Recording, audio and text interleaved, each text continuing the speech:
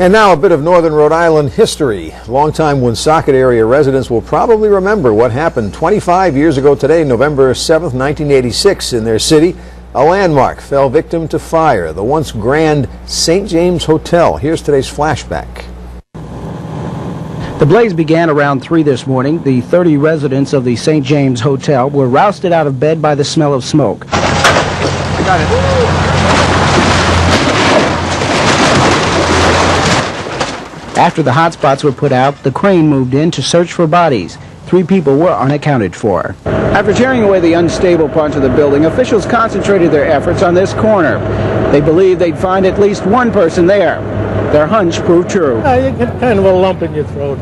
The St. James was built in 1892. The railroad into town had just been built, and Woonsocket, then a city of 25,000 people, was thriving from the textile industry and related business.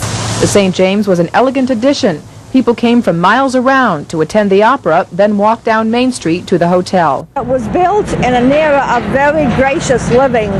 The wood in the building was absolutely beautiful, carved in beautiful wood, beautiful furnishings. It's much too early to tell what now becomes of the shell of the St. James. But for those people who danced here, met friends here, and who lived here, the fear is it will become just another parking lot. It was an era of gracious living, as that woman said. In fact, that's a nice term, isn't it? Gracious living. It was beautiful in its day. It was in its day. There was a TV, this is kind of related, but not really. There was a TV show here at WJAR-TV in the 1950s called Gracious Living. One of the live local shows that, like 100 a week, they used to broadcast here. Bunny and Clyde North were the hosts, but it was a show about gracious living. Now, you contrast that today with, the Kardashians and Jersey Shore. Some would call that progress, I guess. Ungracious living. Yeah.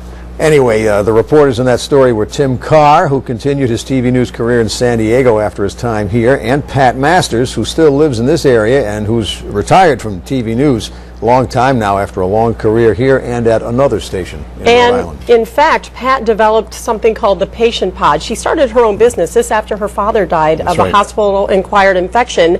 The Patient Pod helps cut down on bacteria and germs in the hospital. So she's doing that now and making a difference out there.